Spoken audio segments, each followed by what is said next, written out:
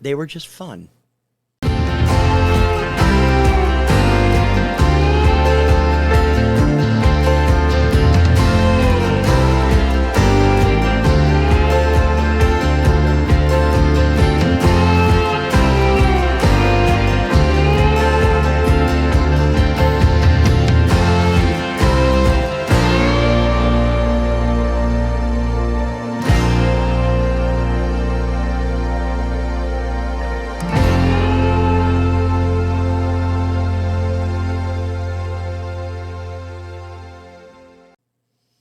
Hey everyone, welcome to the show where I talk about the artists and genres and people that have influenced who I have become as a musical fan.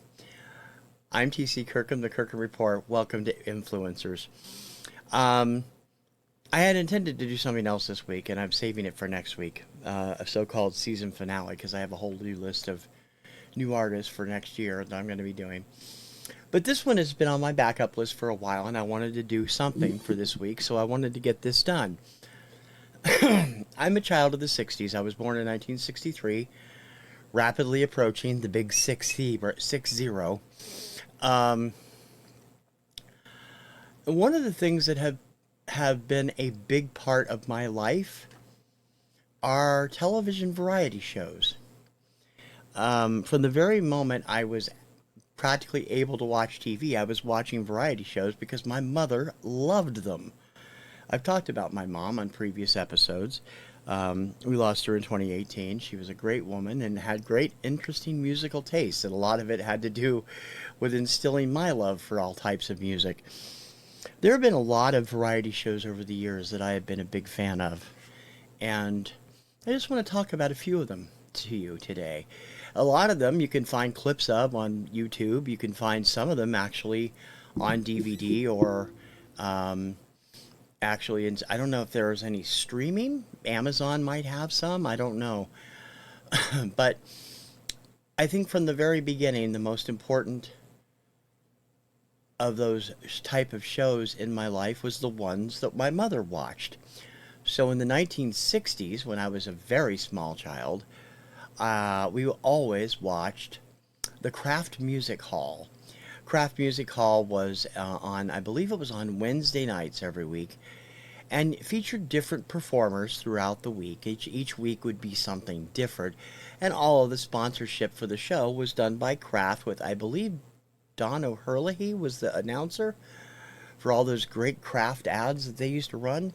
I remember seeing people on that show. You know, they had everybody on that show. I also remember one summer they ran a summer run of the Des O'Connor show, which was a British variety show that they had brought over to America. I don't really remember that much about him. I was like 4.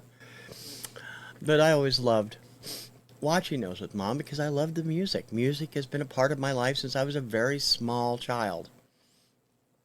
Another show my mom loved that I grew to love, and also grew to love the man, was the Dean Martin Show.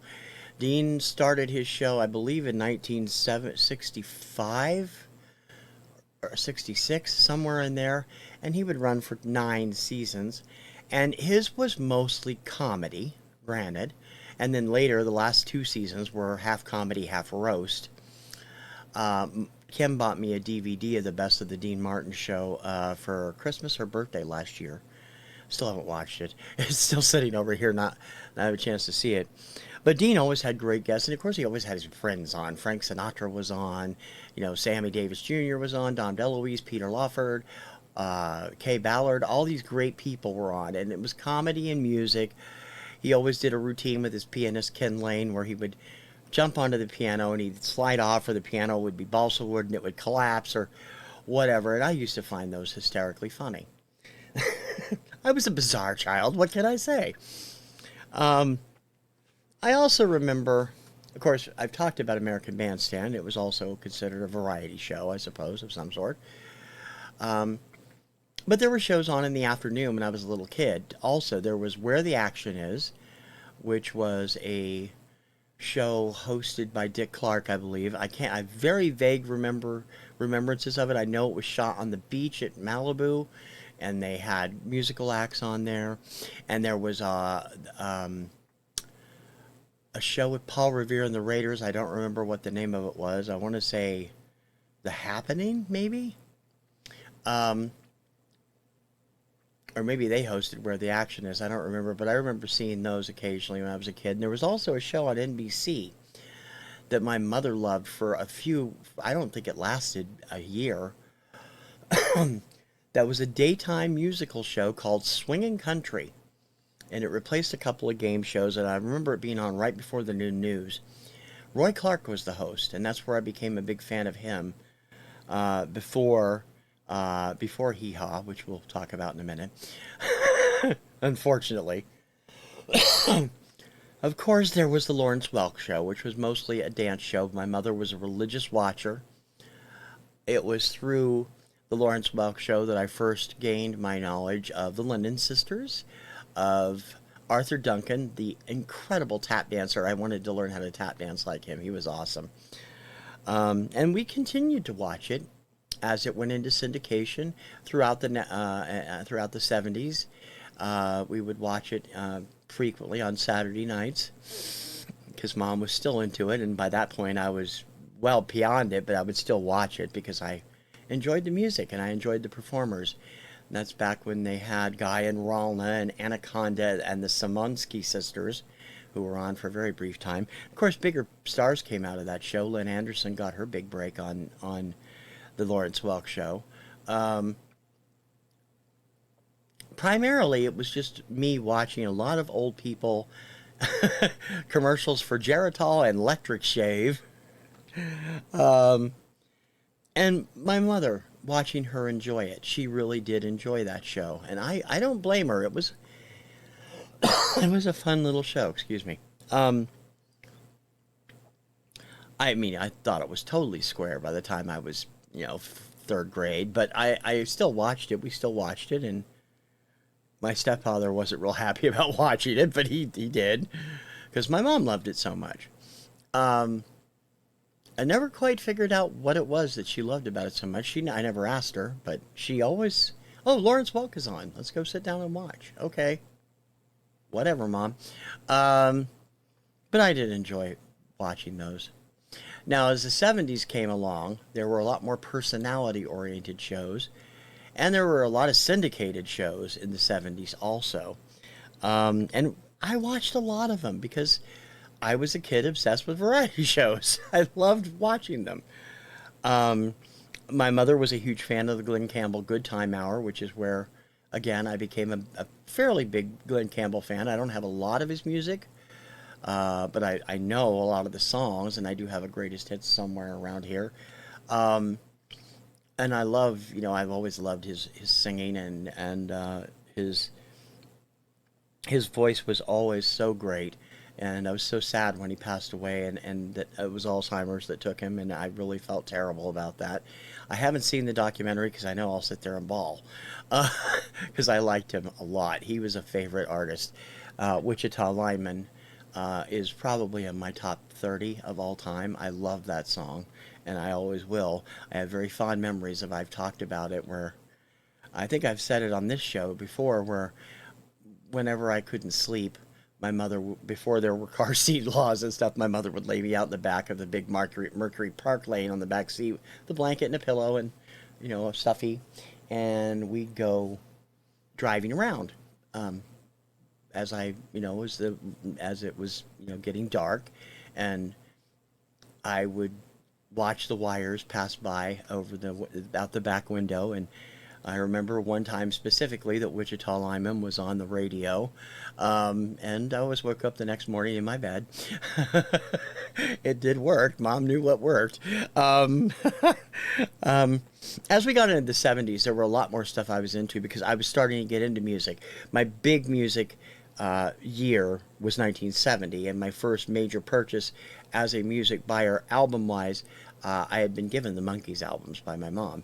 The first major purchase I made was the Partridge Family albums, and I was a huge fan. And so variety shows around that time, I always loved watching. There were great ones on. There was the Hollywood Palace, which is a holdover from the 60s, which again was like Ed Sullivan, where they had a whole bunch of people, and we watched that too. Whole bunch of people on the shows were rock and Broadway and comedians and plate twirlers and everything else that they had. And those two shows were a lot of fun. But as the 70s went on, there were more that were personality driven by either an individual artist or, in the case of Hee Haw, by an entire cast. Um, I grew up mostly in rural Ohio, and Hee Haw was huge. And yeah, you can laugh at it now, or laugh at me now, but I loved that show from beginning to end. It started, of course, on CBS as a summer replacement show, and then was brought back for another couple of seasons until it was canceled in the Rural Purge of 1971. It would run in syndication for another 11 years. And we watched it every week. Mom loved it. I loved it. I thought it was hilariously funny. I enjoyed the really awful jokes. I enjoyed looking at the pretty ladies. And I enjoyed the latest country music stars because as much as I am into pop and rock, I have a huge tolerance for country, and I do adore some country artists, including Lynn Anderson and Tammy Wynette and Glenn Campbell to some extent. He's both pop and country, and Dolly Parton, as I've talked about. And, there were great country male acts too, although I was not the fan that my mom was of people like Conway Twitty and Sonny James and Tom T. Hall. I enjoyed watching them, and I loved Buck Owens and Roy Clark. They had a great chemistry, and they were terrific. And Roy Clark is one of the best guitar pickers ever, and certainly one of the best bass in Nashville. And he also wrote some incredibly good stuff. Yesterday When I Was Young, Thank God and Greyhound, other songs that were his that I love. I just picked up a Kraft Recordings collection of his greatest hits, which I've never had, and I enjoy it immensely. Um, and Buck Owens, I liked him as well, and I know he has a lot of fans in the VC. I know Chris Brophy is a huge Buck Owens fan. And Susan Ray, who was a part of Buck's touring entourage for a while. Mostly remember her for LA International Airport, which was her only pop crossover, and it was a big hit. And I was around country acts all the time because my grandparents were huge country fans. So Hee Haw was a natural, and I grew to love all the comedians on there like Archie Campbell and Junior Samples and Grandpa Jones and Minnie Pearl, and so many more. Um, and the sketches were just lame ass as all hell, but they were fun. You can't find variety fun on television like that anymore. It just isn't found. The video revolution in the early 80s kind of killed the variety show, and they've tried to revive it a number of times, and it hasn't worked. And Hee Haw was a great example of well done TV, which they shot mostly over 2 weekends a year and then edited them all together later on. And it was a great show. And you can poo-poo it all you want to. Going back to the late 60s, my mother was also a huge fan of the Smothers Brothers Comedy Hour, and that led me to the discovery of Mason Williams. Mason Williams' Classical Gas is one of my all-time favorite songs. It is probably in my top 10. I have always adored that song. I have umpteen cover versions of it too, including the one he did in the late 80s with Mannheim Steamroller, which was superb. Um, the Smothers Brothers were always funny to me, but I always got a kick out of the musicians they'd have on. And they had all kinds on there. They have, contemporary folky acts like Peter, Paul, and Mary. They'd have Pete Seeger or Bob Dylan. They'd have more up-tempo folk acts like Judy Collins on. I remember those. And I don't remember becoming enormous fans of their music because of them, but I enjoyed watching the performances when they were happening. But in the 70s, as I said, there were a lot of personality-driven stuff. Glenn Campbell's and Dean Martin's were early ones that I remember. There was another great show, another summer replacement show called Make Your Own Kind of Music, which ran during the summer of 1971. I was instantly attracted to it by the presence of Karen and Richard Carpenter. They were regulars on that show, along with Herb Alpert, the Doodletown Pipers, a comedy team I can't remember. And I'm sorry, Herb Alpert was not a regular. He was a guest on the first and the last show. Al Hurt was the regular trumpeter. And Steve at Value Vinyl's ears are burning. Uh, Al Hurt. It was fun. It was based on the letter. It was based on the song by Mama Cass, and each each song or bit was done to the letter of the alphabet. So A would stand for Al Hurt, C for Carpenters, K for Karen, R for Richard, usually, D for Doodletown Pipers, and so on and so forth. And it was just a goofy little show, but it was fun. And I've watched some clips of it on YouTube. You can find a few out there. And yeah, the comedy is painfully bad, but the music still holds up. And a lot of those clips from Make Your Own Kind of Music have made their way into Carpenter's anthology documentary series that PBS has done for fun sucking all every 2 or 3 years. It was fun, and I enjoyed it. I also enjoyed a lot of the syndicated stuff that was around. There was Bobby Goldsboro Show, which ran for 2 or 3 seasons. There was the Bobby Vinton Show. There was Sha Na Na, which I liked the music. I didn't really, again, I wasn't into the 50s stuff, but I liked the music and I liked some of the comedy. And they were an entertaining group. I mean, they did 50s doo-wop very well in mid-70s. I enjoyed Johnny Mann's stand up and sing. Now, I remember watching this religiously as a kid. Kim and I found a clip of it on YouTube, and I was just cringing with how bad it was. I remember watching it every week. There were the country syndicated shows, the Porter Wagner Show, which my mom loved. I didn't really pay attention to it because I was not a big fan. There was Pop Goes the Country, which was a bandstand type show for country music with Ralph Emery originally, and later Tom T. Hall took over as host.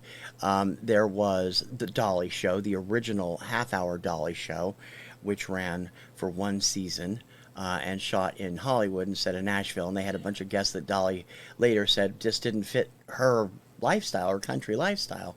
And I agree with that. She did a much better job in the 80s with her short-lived show then. There was the Donna Fargo Show, which lasted only 1 season because Donna was diagnosed with multiple sclerosis during the run of the show. And so it only lasted for 1 season, even though it was a ratings hit in syndication. I remember all those. I loved them. I loved every one of them. But of course, there were the biggies for the kids. And those started, technically, there were specials starring the Osmonds, and there were specials with the Jackson 5. But it wasn't until, I believe it was December of 1975, when Donnie and Marie premiered. Now, I was a huge fan of Donnie and Marie. I talked about them on my Teen Idol show. And obviously, I was there every week for the first couple of seasons. Until Wonder Woman moved opposite it, I was watching Donnie and Marie. And then when Wonder Woman moved to Fridays at 8, I went to Wonder Woman. But I always loved it. And then when later it transitioned to the Osmond Family Show on Sunday nights at 7, I watched it then again too. By that point, they'd moved production from Hollywood to their facilities in Orem, Utah, and changed out the ice skaters for disco dancers, which I think helped kill the show. But they were always fun. They always had great guests on. You could always be counted on to see certain people at least once a season. Rip Taylor was on quite a bit. I want to say Ken Berry was also on a couple of times. And it was great music from Donnie and Marie, and they were generally good at the comedy, too. The same went for the Sonny and Cher show, which came earlier, but it was an older skewing show. We watched it because Mom and Frank both enjoyed them, and it was a fun show. But for me, it was watching Cher. I didn't really care about Sonny and Cher as a duo. I wanted to see Cher because I was a huge fan of her solo stuff at that point already. Gypsies, Tramps, and Thieves was already out, and The Way of Love, and those great songs. And we watched that, and I would later watch Cher's solo variety show. I didn't pay much to the revival after Divorce, Sonny and Cher show, but I think it was on opposite something else we watched, and I didn't really think the chemistry was gone. Everybody knew they were divorced. It was not really, it didn't really work. Um, Along with Donnie and Marie in the mid 70s came a slew of, I don't know if you call them imitators, but they did attempt to get the young hip viewer in. Uh, Donnie and Marie were joined a season later by the Captain and Tennille. And while the musical segments of that is fine, the comedy was dreadful. Tony was not yet the actress that she would become in the 80s on Broadway for Victor Victoria and other things on tour. And Daryl, as much as I love Daryl, and God rest his soul, we lost him a couple of years ago. As much as I love Daryl, I talked about this on my Captain and Tennille show. He just wasn't cut out for television variety. The show was a success. They left it after his one season because they wanted to get back to touring and get back to the music. But it was a hit and was renewed for a second season. And I do have the DVDs. I'm a huge fan. There were short-lived shows, often during the summer as well. The Jacksons got their own show after jumping to Epic Records with Randy replacing Jermaine, who stayed behind at Motown.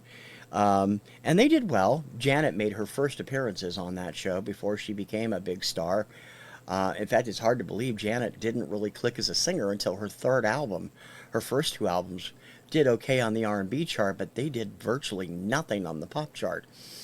And she was working primarily as an actress on first on Good Times, then on Different Strokes, then on Fame, the syndicated version, before Control came out and her career exploded. So, but I remember seeing her when she was 9 or 10 on the Jacksons variety show on CBS, and it came back for half a season later on as a mid-season replacement, and didn't last very long. But it was when they were just starting to click again as a group with Enjoy Yourself and Blame It on the Boogie and all those hits, and it was fun. And it was before all the crazy stuff that happened with Michael later in his life, and before he exploded as a true superstar with the release of Off the Wall in 1979, and a huge worldwide superstar in 1982 with the release of Thriller.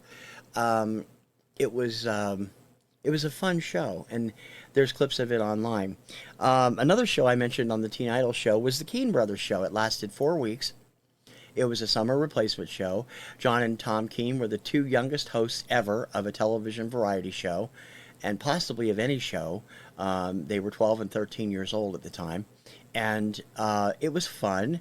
It was silly. They weren't the best at acting. They weren't actors. They were songwriters and singers, and they were good at that for their age.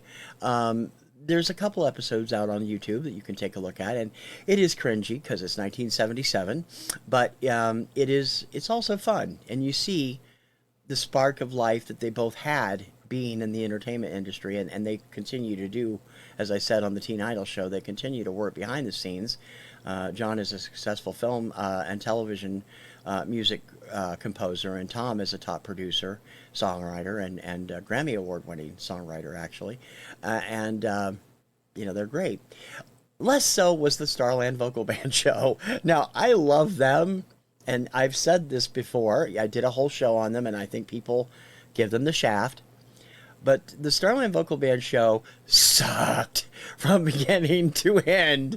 The musical segments with the band were fine. The problem was there was only two of them through the show. And then you had the opening, and then you had the closing, and you had maybe two segments with the band throughout the show. It was only half hour. And then you had the comedy team doing comedy in between. And David Letterman made his debut on that show as a comedian. Before that, he'd been a weatherman in Indianapolis and done some stand-up comedy on The Tonight Show. But that's where he first got noticed in a big way. And I love Bill and Taffy and Margot and John as musicians. They are awesome. And thankfully, they didn't have to do any of the wretched comedy sketches.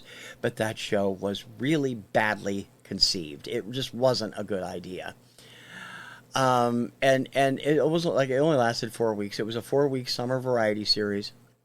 And it was on Sunday nights for 2 weeks, and then they moved it to Friday nights for 2 weeks following the King Brothers, which actually did fairly well in the ratings for the summer.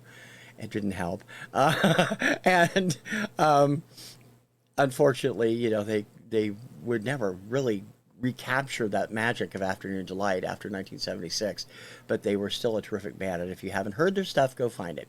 The same that can be said for those of you who don't know Fred Silverman was the television wunderkind of the 1970s. He had taken CBS to #1 back in the late 60s and early 70s. He was part of the team that put the groundbreaking shows like All in the Family on the air, and Maude. And then he got an offer to jump to ABC, and he jumped to ABC. At ABC, he did the same thing. He took the third place network, brought them hits like Happy Days, Laverne and Shirley, Mork and Mindy, and a few other things, and pretty soon ABC was the #1 network on television. The third time wasn't a charm for Fred, though. Fred jumped to NBC in 1978, and of everything he did, only Different Strokes actually lasted longer than a season or two. He did a few other things. Kate Colombo, a.k.a. Kate Loves a Mystery, introduced primetime viewers to Kate Mulgrew for the first time. She was best known at that point for Ryan's Hope, and of course now she's forever associated with Catherine Janeway from Star Trek Voyager. It brought Supertrain, the most expensive bomb in television history, and it brought a god-awful variety show called Pink Lady and Jeff. Now, technically the title of the show is simply Pink Lady, but it's always referred to as Pink Lady and Jeff because Pink Lady couldn't speak English. Pink Lady were me and Kay, two pop idols from Japan who had one hit in America, a phonetically recorded song called Kiss in the Dark. It barely scraped the top 40 in the summer of 1979. And so Fred, hey, let's sign them up to a variety series contract. All 6 or all 8 episodes ran on Bravo wasn't Bravo. It was Trio. Trio has gone out of business since then. They did a weekend of bad television. They had My Mother the Car. They had Debbie Does Dallas without any of the porn, edited down into a half-hour program. And they did the Pink Lady and Jeff show. I thought Kim was going to pull her hair out.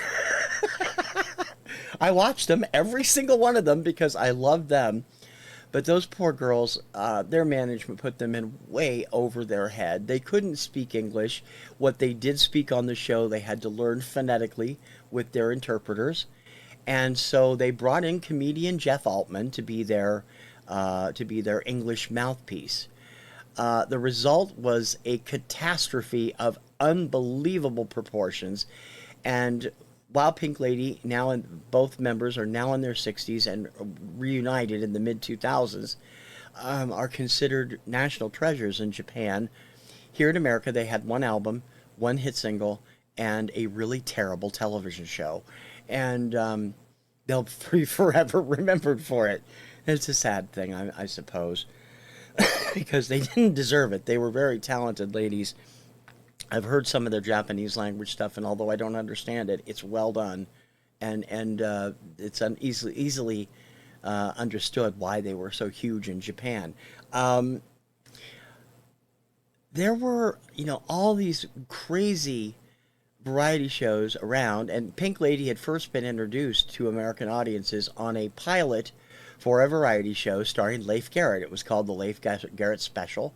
Pink Lady guested on him with him. He had met them in Japan when he was touring over there. That did not get picked up despite high ratings, and but they ended up attracting Fred Silverman's attention from it. So, that's something. Another duo which came very close to having their own variety show were Christy and Jimmy McNichol. Christy McNichol was one of the top stars of the 1970s. She won 2 Emmys for her role as Buddy Lawrence on Family. She was 14 and 15 at the time. And she was terrific. We've talked about my obsession with Christy McNichol before. In the fall of 1978, in the spring of 1978, they released an album together. More Christy than Jimmy, because Jimmy was, God love him, he tried, but he really couldn't sing. Christy was capable. She was a competent singer. She wasn't a brilliant singer, but she was a competent singer. And ABC had them host their Saturday morning preview show that year and stylized it like the Donnie and Marie show to see if they could click as another series. Ratings were high, but not high enough, and they didn't get their own spinoff. And Christy and Jimmy were both pretty busy at that point. Jimmy was about to sign on to do a show called Hollywood Teen, which was a teen talk show that was syndicated, and later would star in CBS's abysmal hour-long music sitcom California Fever, which was terrible. Christy would go on to do films for a while, return to television in Empty Nest, and eventually retired from the business when her mental health issues took over for a while, and she got cleared up and has stayed out of the business on the acting side, except for a few roles here and there, and has spent most of that time as a hairdresser. Believe it or not, that's what she wanted to do outside of there, and also as an acting coach, and that's where she continues to do work today. So it's really terrific that she's still in the business on the fringes. But I always loved that album, and I always loved her music, and just because I loved her doesn't mean it was a great show, though. The 80s brought a few more variety shows, but by that point the variety show had started to die out. There was Barbara Mandrell and the Mandrell Sisters, which I had no patience for, because as much as I loved Barbara Mandrell as a singer, and I did, I have a couple albums by her, I have several of her singles, the show just never did anything for me. Marie Osmond tried a solo variety show, which was fairly well done. Again, that was a Fred Silverman NBC issue, but it didn't do well in the ratings and didn't come back the following season. She was perfectly competent hosting it. And there were a few other attempts at variety shows in syndication as well. Solid Gold ran for most of the 80s with a variety of hosts, mostly Dionne Warwick seasons 1 and 5, Meryl McHugh every other season except season 4, and the two that Dionne hosted, and she would have a different co-host every time. One year it was Andy Gibb, the next year it was Rex Smith, and then Rick Dees took over as host for one season. But that was a great show. They had an ill-fated, short-lived spinoff, daily spinoff called Solid Gold Hits, hosted by Grant Goody, Vivacious enough, that our station for some reason carried at 1:35 a.m. Yeah. Is it any wonder why it didn't work?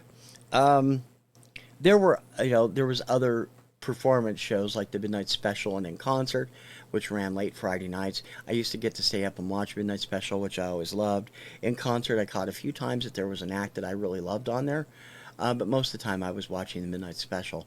And Don Kirshner's rock concert was on right after Saturday Night Live in most markets during the 70s, and that again was another great rock concert show that we don't have those anymore either. You can see some rock concerts on streaming, and you can see them on cable. I mean, HBO had a plethora of them for a while. When we first got it, they had a different concert special every month, and you found out that, yeah, some people are really great in concert, like Olivia Newton-John. Others are snore fests, like Air Supply and Daryl Hall and John Oates. Just that's how you found it.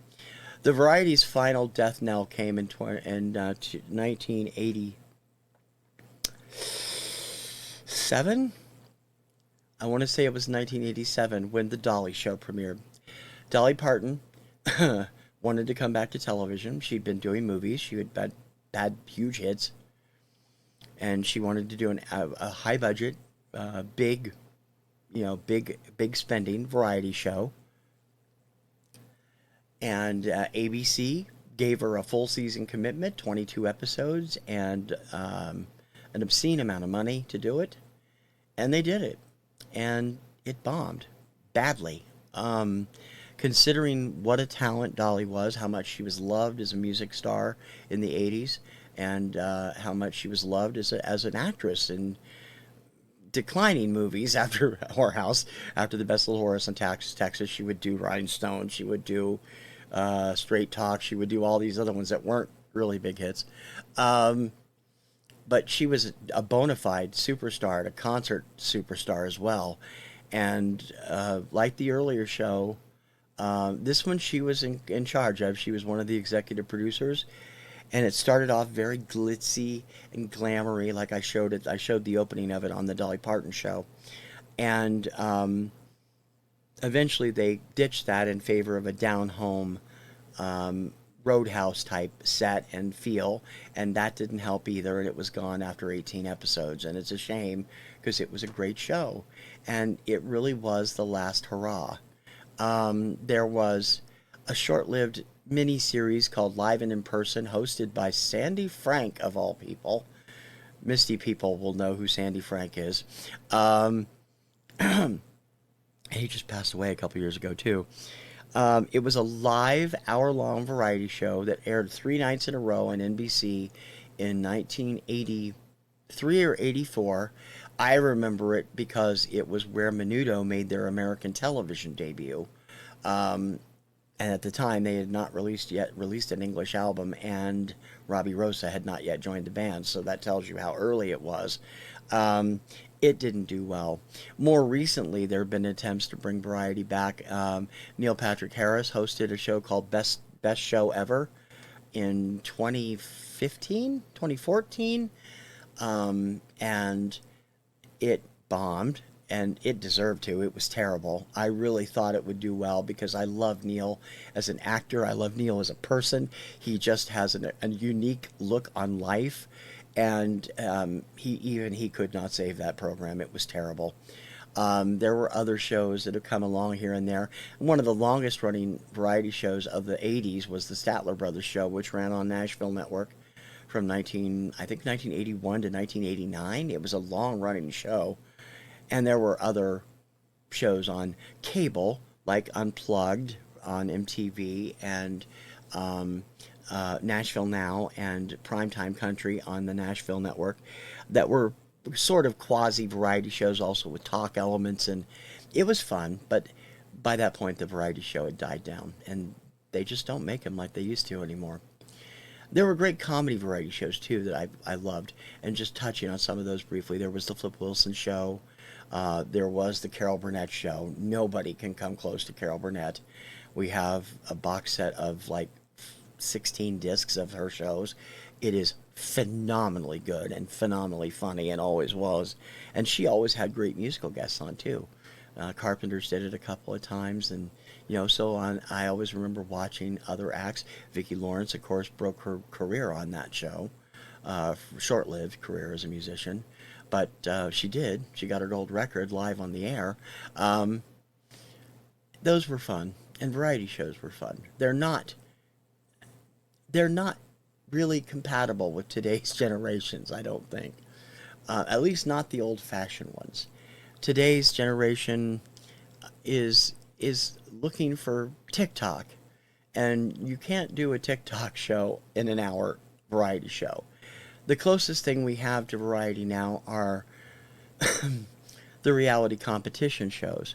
Shows like America's Got Talent, American Idol, So You Think You Can Dance, even Dancing with the Stars. Those are the closest things that you get to a variety show now, and they're not really variety shows. They're competition shows. They're talent shows. Um, and Star Search was around for a while too, and that was a great deal of fun. But again, it was a talent show, not so much a variety show. And several other cable spinoffs like Nashville Star and a few other things. But I remember the variety show very fondly, and I've got DVDs of several of them. I know there's ones. There was a DVD released a few years ago of the Best of the Donnie Marie show, which I never picked up, but I do have the Captain and Tennille. I have the Dean Martin. I have a few other things. The Carol Burnett show. I have a couple of Carpenter's discs that has quite a few clips from Make Your Own Kind of Music on it, and they were just fun. And musically, um, from the very first ones I remember, like Hullabaloo. I remember dancing to Hullabaloo when I was a kid, and Get It Together, and those kinds on Saturday morning, and the primetime shows like Hee Haw and the Lawrence Welk Show and Glenn Campbell. They were just fun. And I'm sad that today's audience doesn't get it. They don't get the whole variety concept. They think it's silly. And it really was when you think about it. It was very silly. But for the time, it fit perfectly. And I enjoyed them, and other people enjoyed them. And obviously, because they still, small ones will pop up now and then from time to time. Nothing really close to the golden age, but you may still get a few of them here and there. And that's a good thing, because variety is the spice of life, as they say. I'll always have fond memories of those. I'll have fond memories of watching most of them with my mom. Not all of them. She wasn't really interested in Keane Brothers or Starlight Vocal Band or Captain and Janelle, but I was. And but they were fun, and I'm sure there's some I've missed, but that's okay. You can discover a lot of them on YouTube. Look around. You can even go back farther to shows with Judy Garland and the original Johnny Carson show, which was a primetime show, and Perry Como. They're all out there. You just got to look for them, and they're fun. Yeah, by today's standards, they're goofy as hell, but they're still fun, and that's why I enjoyed them and why they influenced my life. If you've already subscribed to my channel, thank you. If you haven't, please subscribe and like. Always is good for the algorithms, and give me that big thumbs up, like I said. And please leave a comment. I always love talking to you, and I finally got comments caught up. I've been really lax on them the last few weeks, but it was I got them all caught up, and I'm trying to catch them up as they come up now. Rank This, if you're watching this on the day it goes up on November 22nd, Rank This will be a day early this week. I'm not putting it up on Thanksgiving. It's coming up on Wednesday, and I have a fun topic. I think you'll enjoy it. And I think when it comes to the season finale, it will be coming up next Tuesday. And the reason I keep pushing it back is because I'm very huge fan of the band that is going to be in that. It's the only artist in my opening credit sequence for the season that I haven't done yet, and it's a very difficult one to do because there is so much to do and so much I want to talk about, and it could be the longest show I've done. I did an hour with Carpenters and an hour with Hanson, and I may do an hour with them too. We'll see.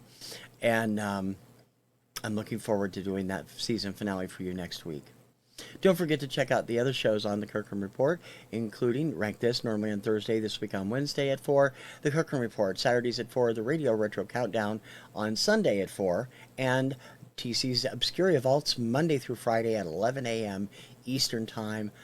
All of them brought to you because I enjoy music and I want to share it with you. Until next time, for Influencers, I'm TC Kirkham. Ciao, baby.